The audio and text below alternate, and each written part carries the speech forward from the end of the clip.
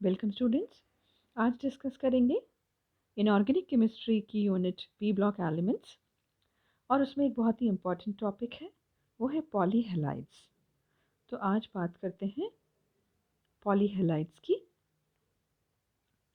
Halide ion सामान्यतया halogen अथवा halogen अणु के साथ संयोग करके पॉलीहेलाइड आयन बनाते हैं, या ये कहें कि हेलाइड आयन की अभिक्रिया हेलोजन अणु या अंतरा हेलोजन यौगिकों के साथ होने से जो आयन बनते हैं उन्हें पॉलीहेलाइड्स कहते हैं। अब एक बहुत ही सिंपल एग्जाम्पल है इसका कि आयोडीन जल में बहुत कम विलय होता है, लेकिन अगर विलयन में कुछ आयोडाइड आयन विद्यमान हो तो उसकी विलयता बहुत अधिक बढ़ जाती है, क्योंकि ट्राई आयोडाइड आयंस I3- बन जाते हैं। तो I2 अणु विलयन में विद्यमान I- से संयोग करके I3- आयन बना लेते हैं और ये आयंस शीघ्रता से जल में विलय हो जाते हैं। तो इक्वेशन में आप देख सकते हैं I2 बहुत ही अल्प विलय है, प्लस I- बन गया I3- जो कि बहुत ही ज़्यादा विलयशील है।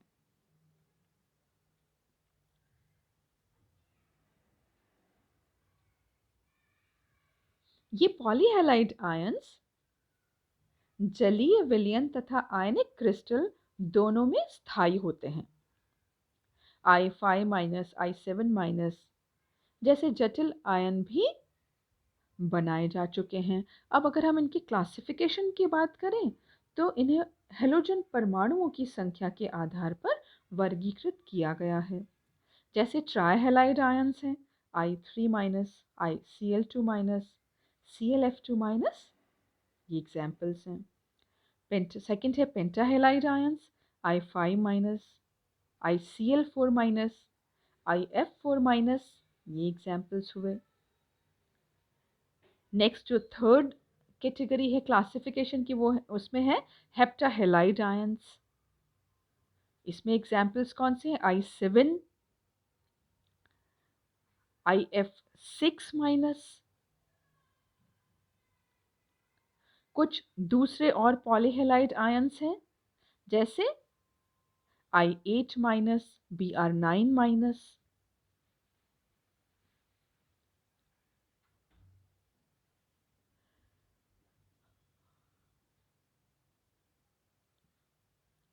उन क्रिस्टलीय यौगिकों में बड़े पॉलीआयोडाइड आयन पाए जाते हैं जिनके धनायन सीजियम प्लस जैसे बड़े आकार के होते हैं। इसका कारण यह है कि बड़े धनायन की उच्च उप सह संयोजन संख्या के कारण उनके चालक ऊर्जा का मान उच्च हो जाता है। I3- की तुलना में Br3- कम स्थायी है। Cl3- इससे भी कम स्थायी है और केवल सांद्र विलयन में ही बनता है। F3- ज्ञात ही नहीं है, क्योंकि डी कक्षकों के अभाव के कारण यह अपने ऑक्टेट या अष्टक का विस्तार नहीं कर सकता। तो ये थी एक जनरल इंट्रोडक्शन की बात कि पॉलीहेलाइड्स क्या होते हैं। ऐसे भी कई पॉलीहेलाइड ज्ञात हैं जिनमें 2 या 3 अंतरा हैलोजन होते हैं, जैसे KiCl4, KiCl2, KiBrCl। अब देखते हैं नेक्स्ट इनके फॉर्मेशन कि हम कैसे पॉलीहेलाइड्स बना सकते हैं। कई पॉलीहेलाइड ऐसे भी ज्ञात हैं जिनमें 2 या भिन्न भिन्न हैलोजन हो। इन्हें अंतर हैलोजन एवं धात्विक हैलाइड की क्रिया से बनाया जा सकता है। अब जैसे एग्जाम्पल्स देखते हैं ICl प्लस KCl। तो इन दोनों की क्रिया से बनता है K+ICl2 माइनस। नेक्स्ट एग्जाम्पल है ICl3 प्लस KCl। तो इन दोनों की क्रिया से बनता है K+ICl4 माइनस। इस तरह से और भी ये कुछ एग्जाम्पल्स इनके फॉर्मेशन के लिखे हुए हैं, जिनमें 2 या 3 भिन्न भिन्न हैलोजेंस हैं। नेक्स्ट है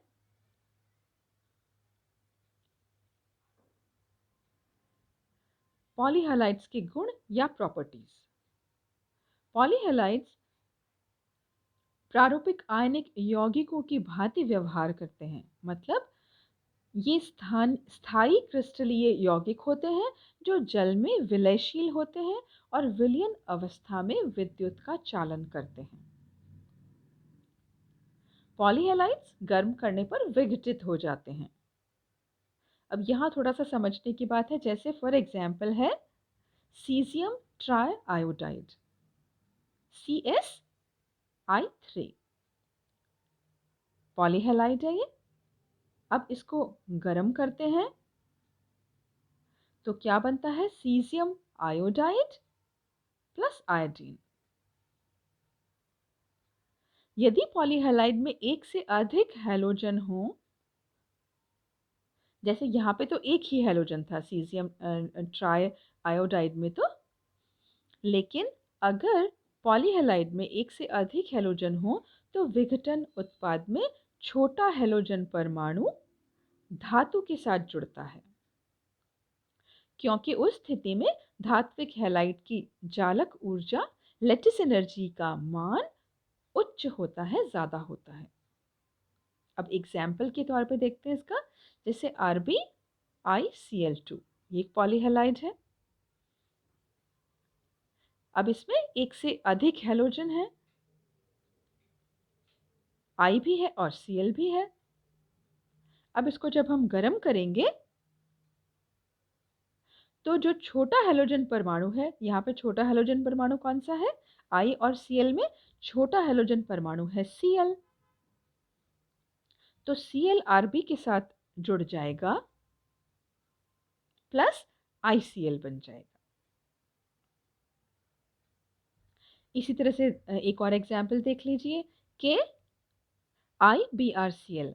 अब इसको जब हम गर्म करेंगे, जब इसका विघटन होगा, तो फिर से यहाँ पे वही बात है, K के साथ में I, Br और Cl में जो छोटा हैलोजन परमाणु है वह जुड़ेगा। तो यहाँ पे I, Br और Cl में सबसे छोटा हैलोजन परमाणु है Cl, तो K के साथ में Cl जुड़ जाएगा, तो KCl प्लस IBr प्रोडक्ट बन जाएंगे। नेक्स्ट जो बात है इसके स्ट्रक्चर की, तो इसका स्ट्रक्चर भी थोड़ा सा डिटेल में समझते हैं, थोड़ा सा ध्यान दीजिएगा।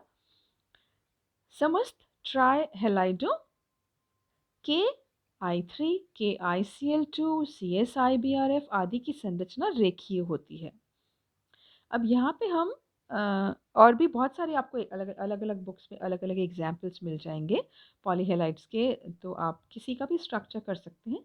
यहाँ पे एक स्ट्रक्चर हम थोड़ा डिटेल में डिस्कस करेंगे, वो है I3 माइनस का।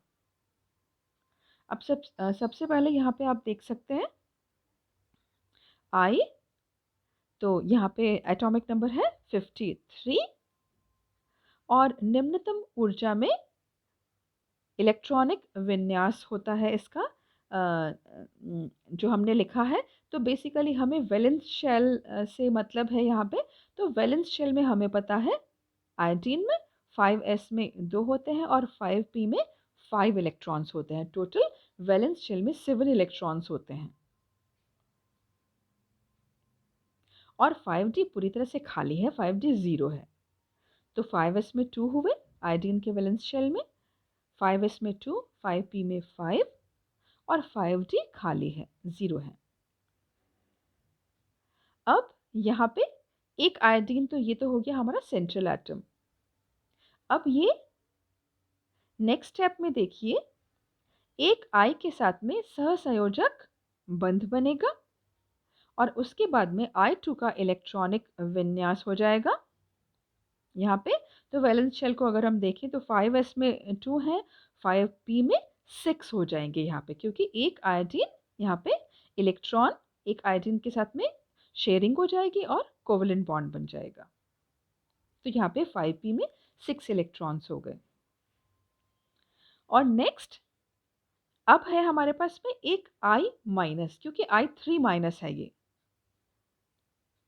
तो अब एक I माइनस के साथ एक कोऑर्डिनेट बॉन्ड बन जाता है।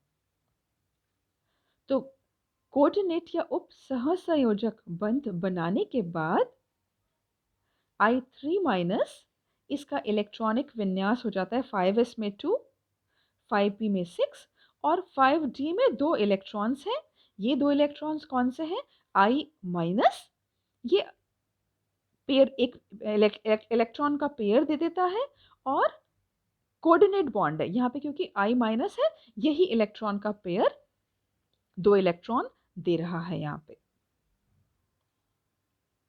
तो बेसिकली 5s, 5p और 5d।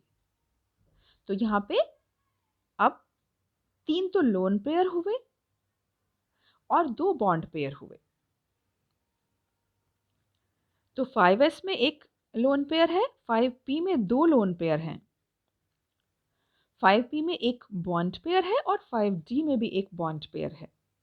तो टोटल यहाँ पे 3 लोन पेयर्स हैं और 2 बॉन्ड पेयर्स हैं। तो टोटल हुए 5, और 5 मतलब वैस्पर थ्योरी के हिसाब से ये जो हाइब्रिडाइजेशन है यहाँ पे sp3d है, और जो इसकी ज्योमेट्री है वो है ट्रायगोनल बाय पिरामिडल। तो यहाँ पे हाइब्रिडाइजेशन देखिए, सबसे पहले हाइब्रिडाइजेशन होगा sp3d। तो sp3d हाइब्रिडाइजेशन है,